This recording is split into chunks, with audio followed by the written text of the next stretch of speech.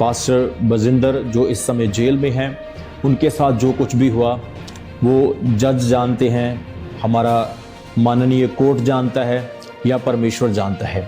हम परमेश्वर के फैसले और जज के फैसले के खिलाफ नहीं जा सकते हैं, परंतु हमें प्रार्थना करना है।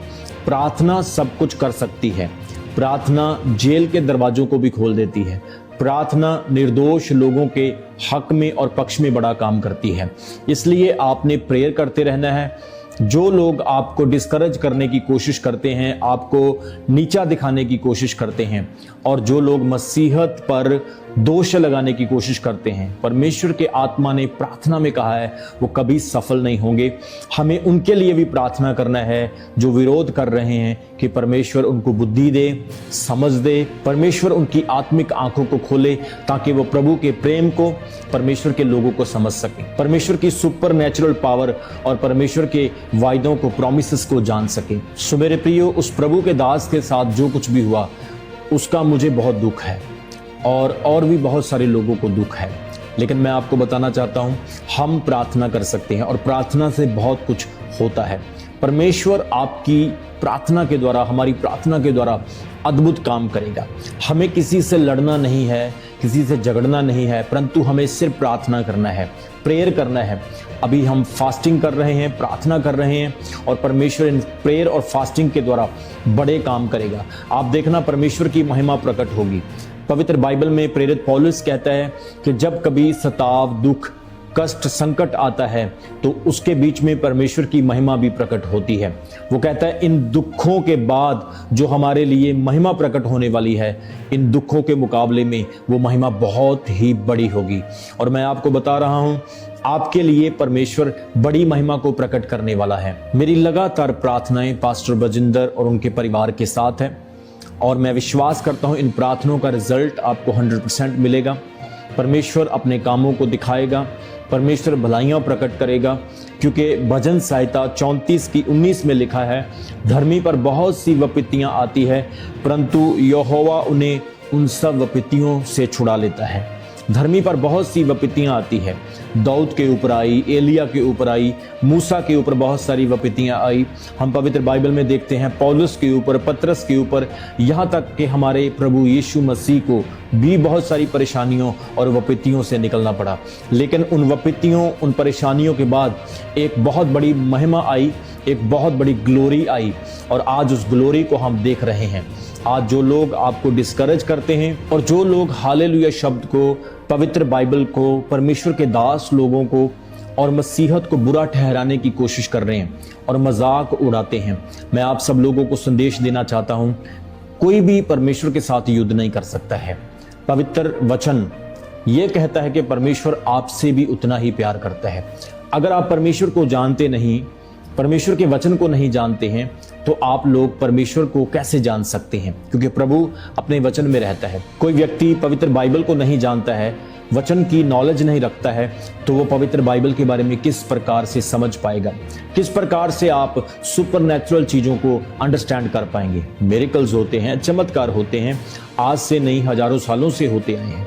यह कोई इंसान नहीं करता, ये परमेश्वर करता है, और परमेश्वर अपने दासों को इस्तेमाल करता है जो तपस्या करते हैं, भक्ति करते हैं और 24-24 घंटे प्रार्थना में रहते हैं।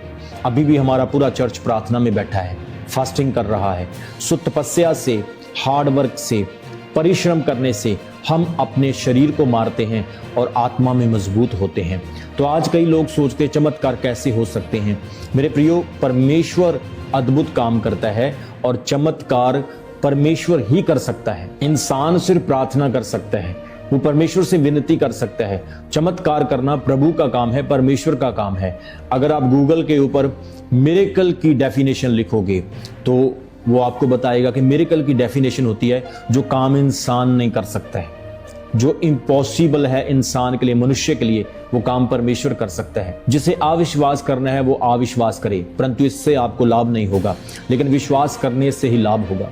जब इतने हजारों लोग, जब इतने सारे लोग प्रभु की हजूरी में आकर विश्वास के साथ प्रार्थना करेंगे, तो बताओ उनके जीवन में काम क्यों नहीं होगा, उनकी लाइफ में चमत्कार क्यों नहीं होगा?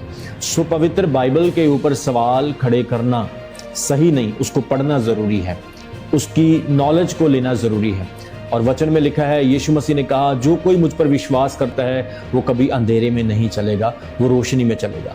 तो रोशनी क्या है? आप हर चीज को समझ पाएंगे। कई बार हम शरीरक होते हैं, संसारिक चीजों पर ध्यान देते हैं, जिसके कारण हमारा आत्मिक चीजों पर ध्यान ही नहीं रहता है। हम कहते हैं कि ऐसा हो ही नहीं सकता है। अगर आप सुपर नेचुरल चीजों पर ध्यान देंगे, आत्मिक तरीके से ध्यान लगाएंगे, प्रार्थना करेंगे, भक्ति में जाएंगे, आप परमेश्वर को कहेंगे कि परमेश्वर मुझसे बात कर, तो 100% परमेश्वर आपसे बात करेगा और आप लोग मिरेकल को, चमत्कार को समझ पाएंगे, उसकी डेफिनेशन को, उसके मीनिंग को और उसकी रियलिटी को अंडरस्टैंड कर पाएंगे। इसलिए मेरे आज के संदेश बनाने का सबसे बड़ा कारण यही है कि आप लोगों ने डिस्करेज नहीं होना है, हिम्मत रखें। टेम्पटेशन में, टेस्ट में और भी प्रभु का काम बढ़ता है, घटता नहीं है। जब जब परीक्षाएं आई, प्रभु का काम और ज्यादा बढ़ा है और लोगों ने आशीष पाई है। तो आप लोगों को मैं इनकरेज करना चाहता हूं, ये जो चीजें हो रही है, ये बहुत सारे लोगों के मुक्ति के काम को रोकना चाहते हैं। मैं आपको बताना चाहता हूं, ये जो चीजें हो रही है, ये बहुत सारे लोगों की मुक्ति के काम को रोकना चाहती है।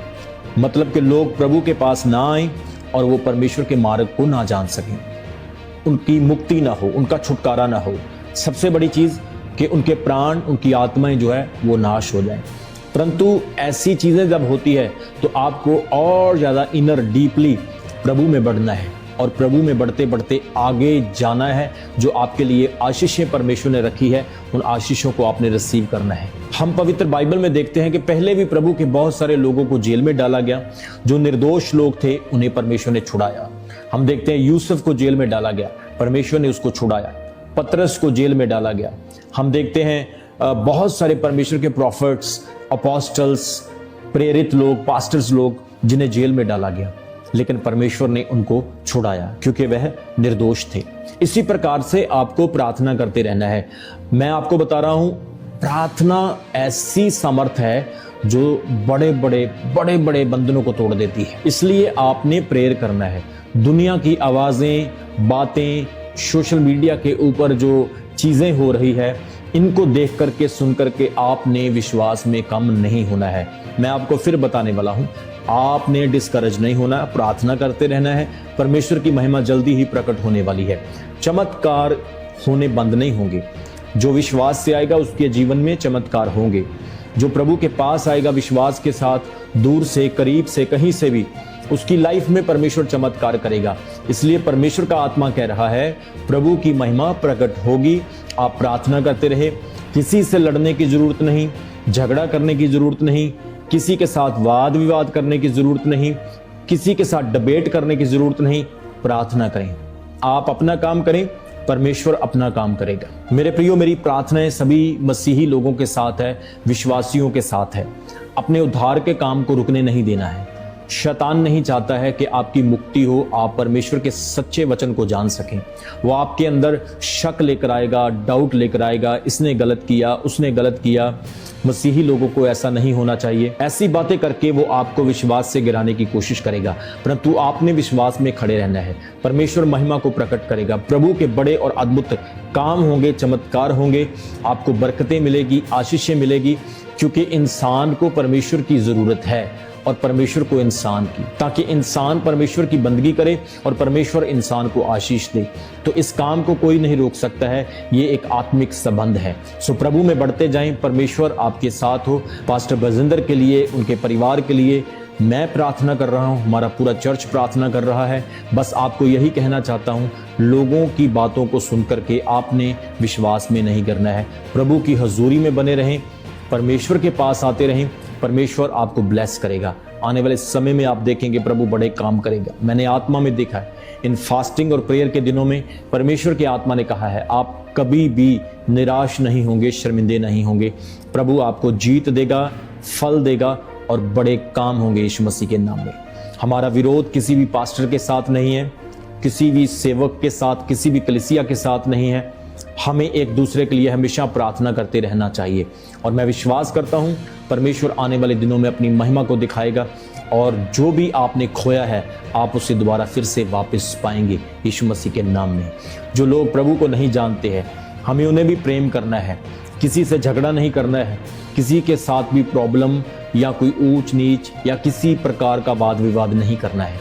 हमें उनके लिए भी प्रार्थना करना है ताकि परमेश्वर प्रभु उन्हें भी आशीष दे, वो भी परमेश्वर के प्रेम को जान सके, यीशु मसीह के बलिदान को समझ सकें कि प्रभु यीशु मसीह ने किसी धर्म, जाति, मजहब के लिए अपनी जान नहीं दी।